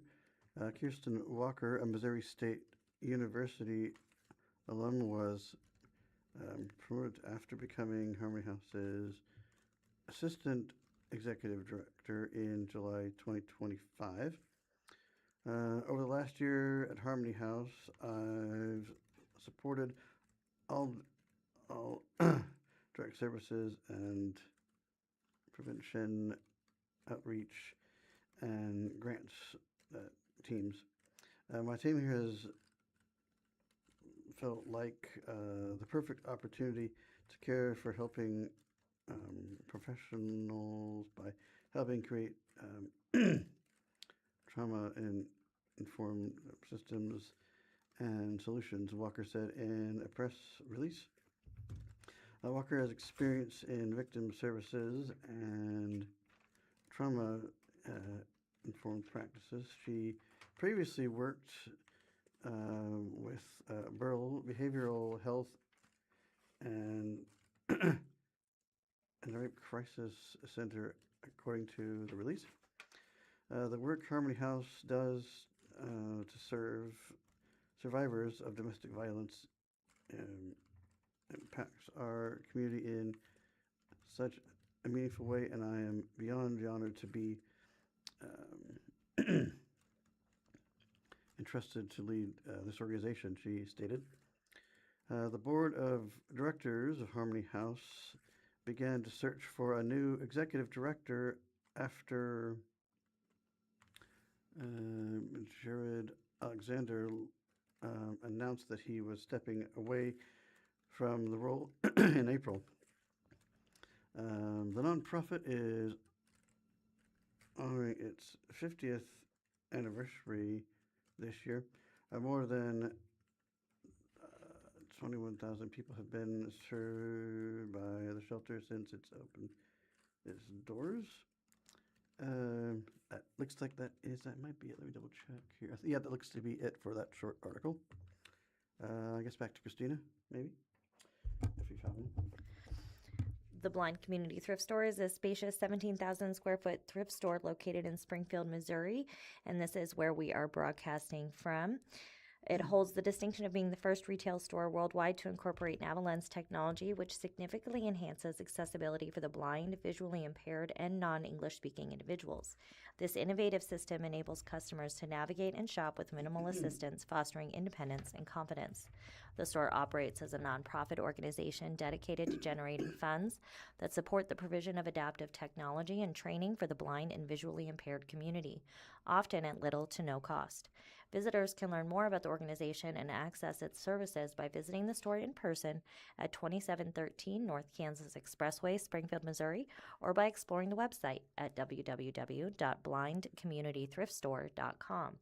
The website offers comprehensive information about the store's mission, services, and opportunities for community involvement, as well as details about the free store available to residents in the Springfield area. Then we go to the Springfield Business Journal.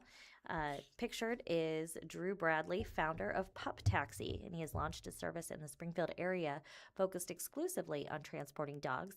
He is standing outside his vehicle with the passenger side door open. He's wearing blue jeans with a black t-shirt and a chain. He has a short beard and a short haircut. And behind him is a ramp leading up into the passenger seat. Pup Taxi startup launches in Springfield to transport dogs. Founder says new Springfield company to safely transport dogs to appointments and facilities by Claudette Riley. Drew Bradley, founder of Pup Taxi, said the creation of his new Springfield-based company was inspired by his own experience as a longtime dog owner trying to drop off or pick up his pet to daycare or appointments while juggling a busy schedule. It was solving a problem, like why isn't there somebody out here that has a taxi for dogs, he said.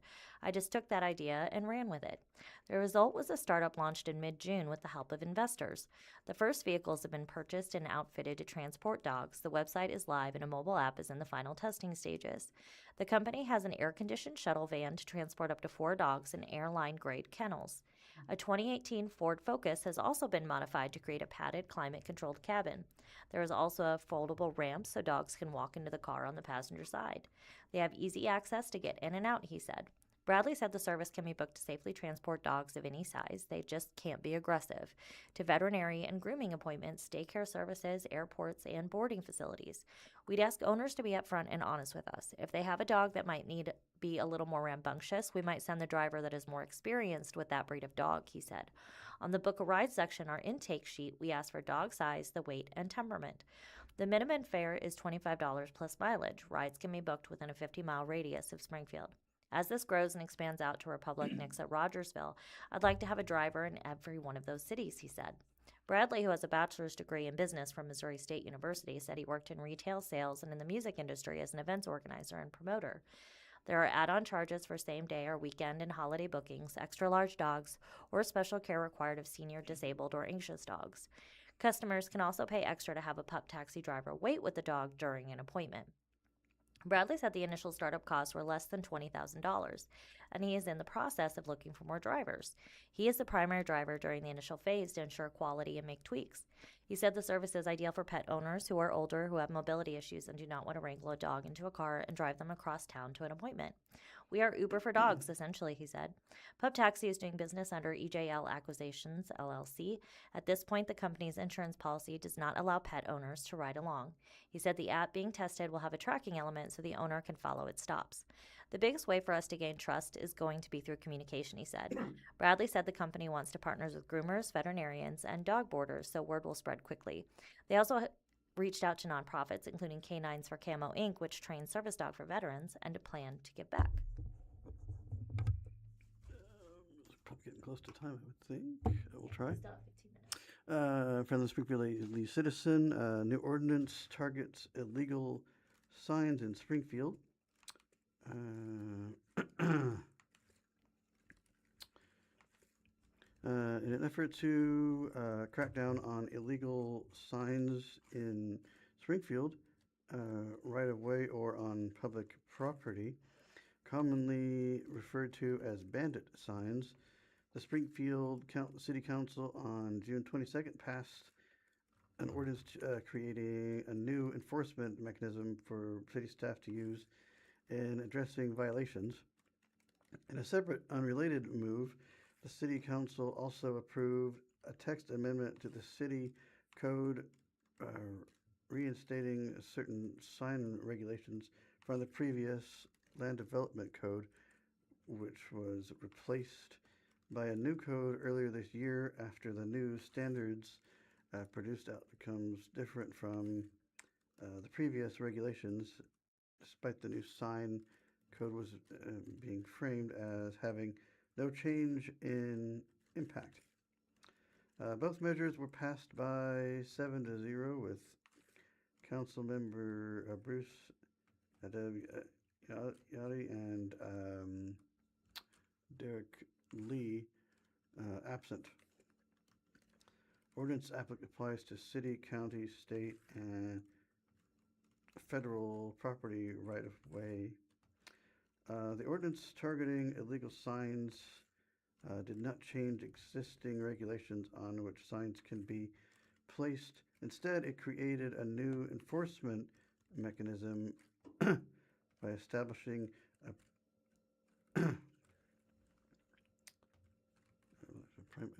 primary framework. Not sure how to pronounce that word in Latin. Assigning responsibility to person, business, or organization on the signage. The only change is to strengthen the city's ability to enforce existing law and address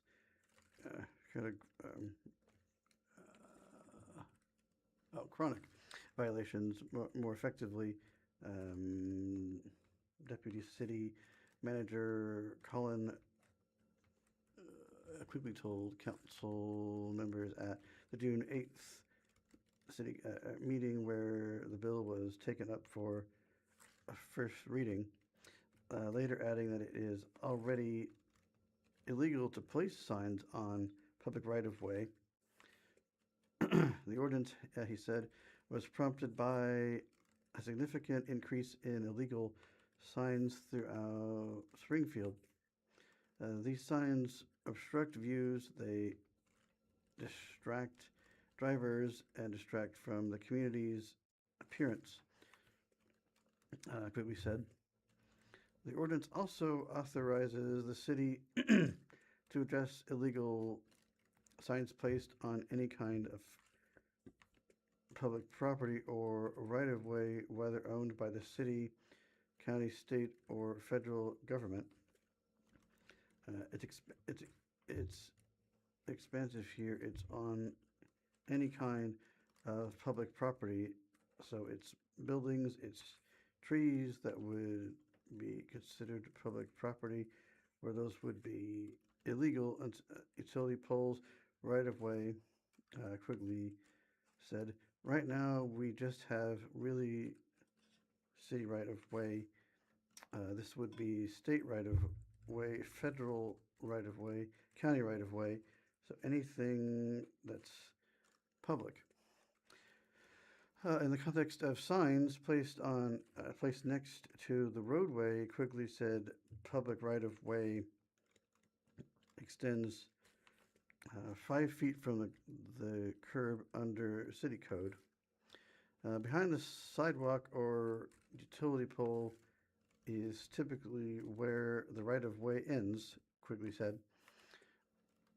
Obviously, at the intersections, there's a sight distance that would have to make sure we don't block views of the traffic that pulls out there.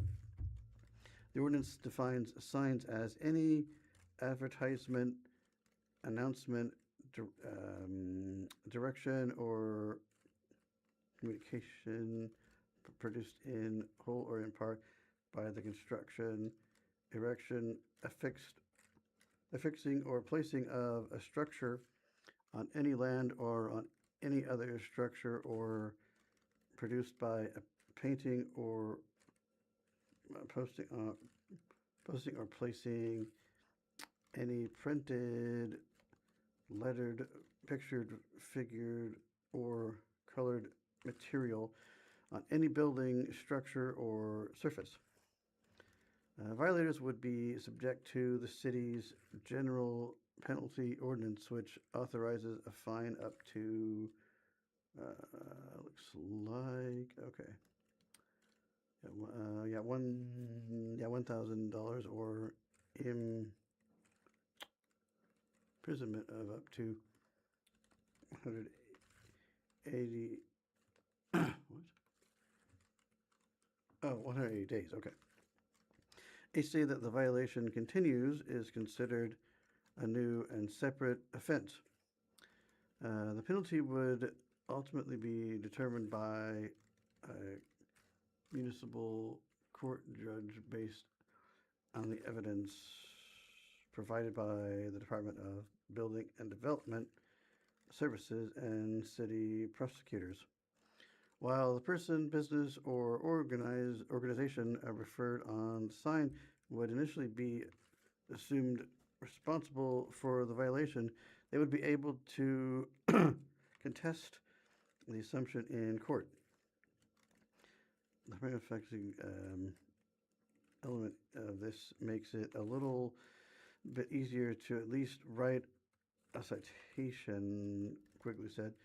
You put it out there and come to court and explain it, and if they're able to, in front of a judge, explain the situation effectively, then I'm sure the judge is going to take that into consideration. City Attorney Jordan Paul emphasized the city would prioritize education over enforcement, noting that the biggest problem is serial offenders who have been told multiple times that it's not lawful and they don't care. Reinstatement of previous sign code set stage for larger conversation at the recommendation of both city staff and the Planning and Zoning Committee. The City Council passed another sign-related measure, but for a completely different type of sign, those requiring a permit. Specifically, Council voted to reinstate part of the city's previous sign regulations, which were replaced for a new sign code on April 7th, when the updated land development code went into effect following the citywide remapping project. While various elements of the wide-ranging code update are intended to revolutionize how Springfield is developed moving forward, the rewritten sign code is not. Rather, it was supposed to have no change in impact from the previous regulation. However, that has not been the case, according to Justin, assistant of Planning and Development. What we found in implementation was different. Carton said at the June 8th meeting, in a handful of places as written or could reasonably be interpreted as written, it did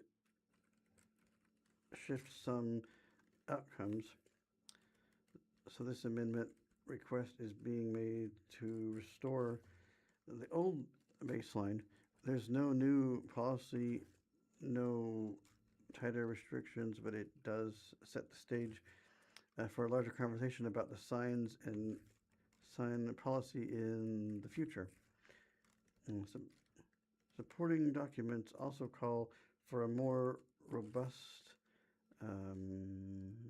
stakeholder conversation at the sign regulation before substantive changes to the sign code can occur.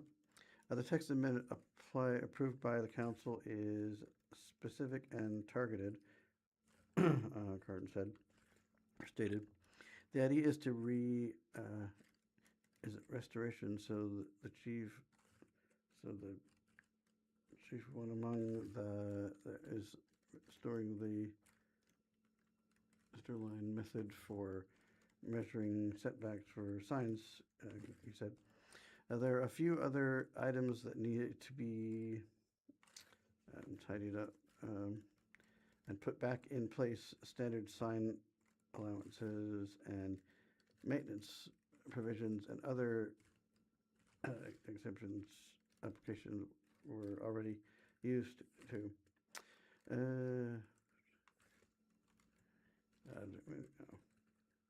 Okay, that's the end of that, looks like.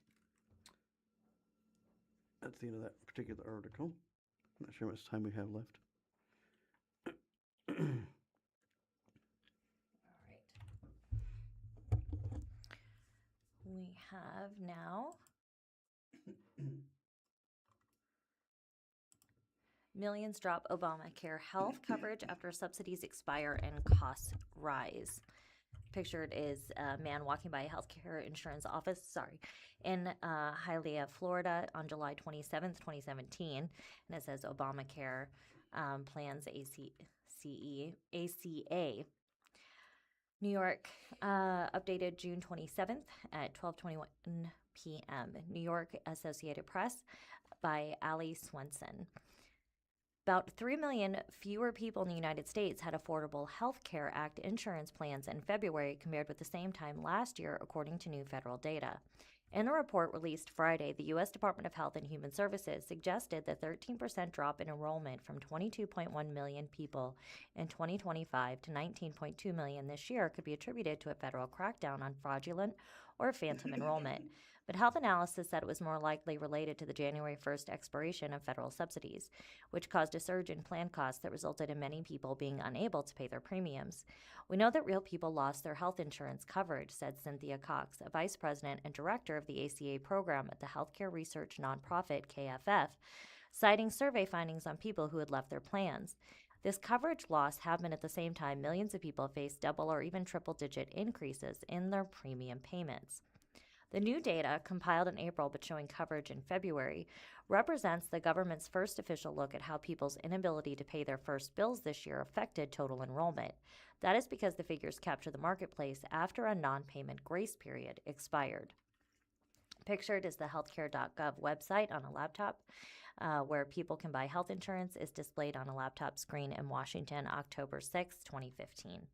A federal estimate in January showed that about 800,000 fewer people had signed up for ACA plans compared with the same time last year, marking the first time in the past 4 years that enrollment had been down from previous year at that point in the shopping window.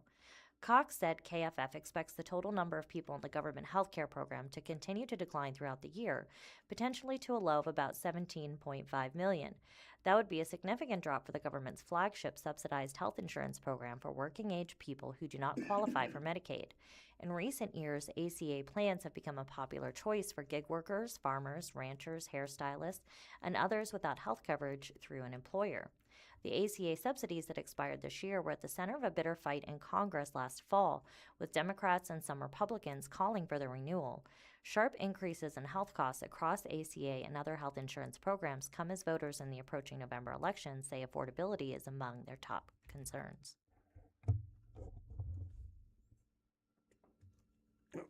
Not sure there's much time to do. Yeah, you have enough time to do the one more. Oh, okay. Yep. From the Springfield Daily Citizen, then we have Lincoln Huff, Crystal Quaid criticized term limits, lobbyist influence in Jefferson City. Let me go find,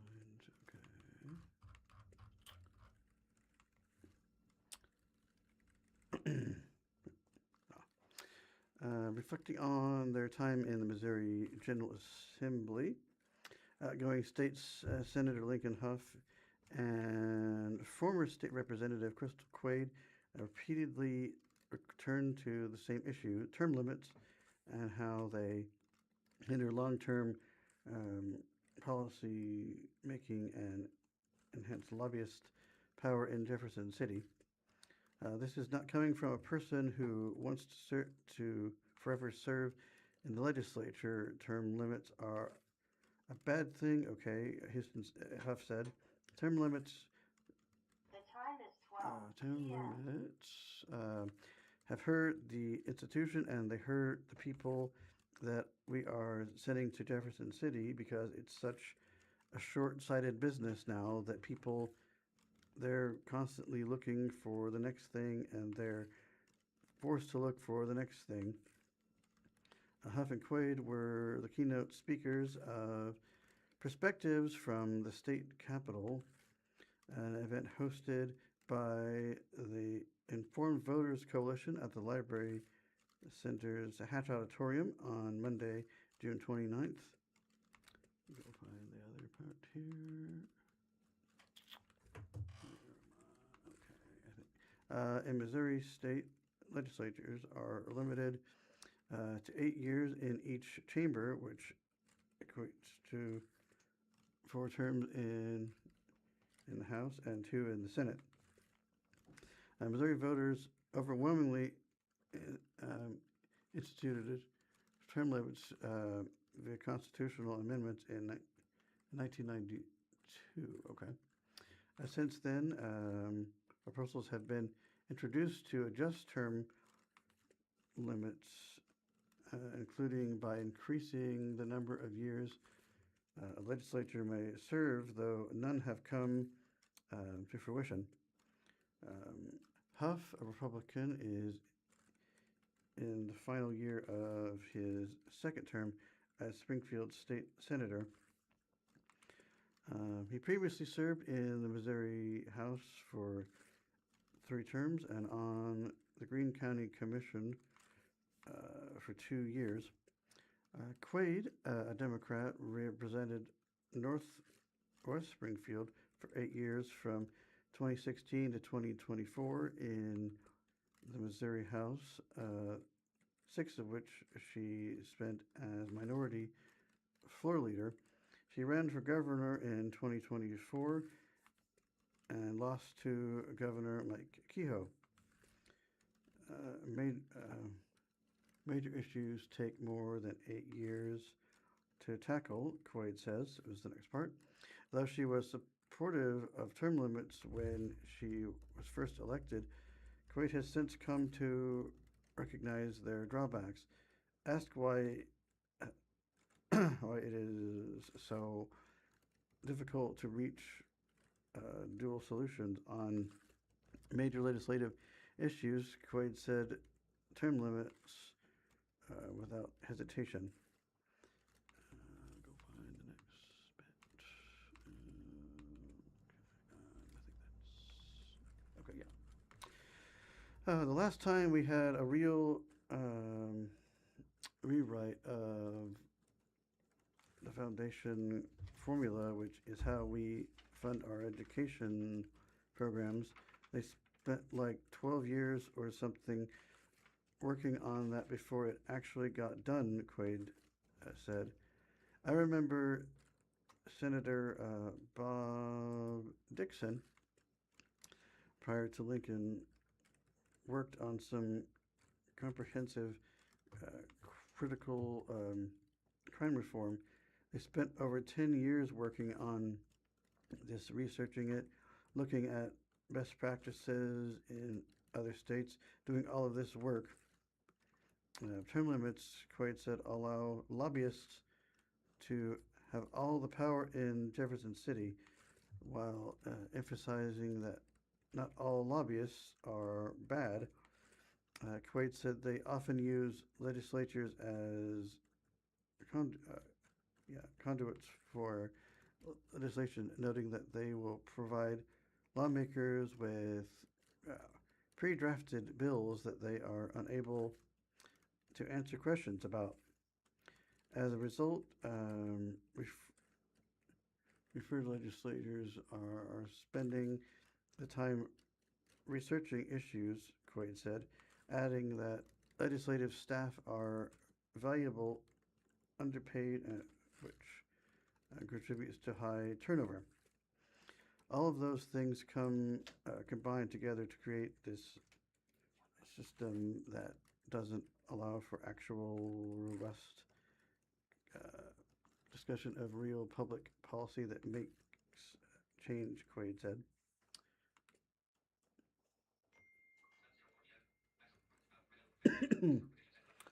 have big money heavily influencing Missouri politics. During a final regular legislative session in the Senate, which concluded on May 15th, have had a lot more time to encourage in policy discussions than he had in recent years, having been removed as chair of the powerful Senate Appropriations Committee last year after opposing gerrymandered congressional map and proposed to limit voters' ability to amend the state constitution.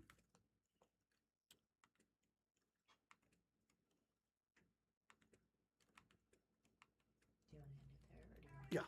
Okay. Yeah, we'll do that. Right. Thank you for listening to the Blind Community Thrift Store radio reading service. Tune in every week, Monday through Friday, on the Blind Community Thrift Store's YouTube channel at 10 a.m. for more to update news from the Springfield News-Leader, Springfield Daily Citizen, Springfield Business Journal, and 417 Magazine. Listen after we are live on the Audio Reader Network at www.reader.ku.edu. All broadcasts are played over KSMU's subcarrier airwaves at 67 kilohertz on 91.1 from 3 p.m. to 5 p.m. Monday through Friday. Contact Audio Reader Network for information on receiving a pre-programmed radio.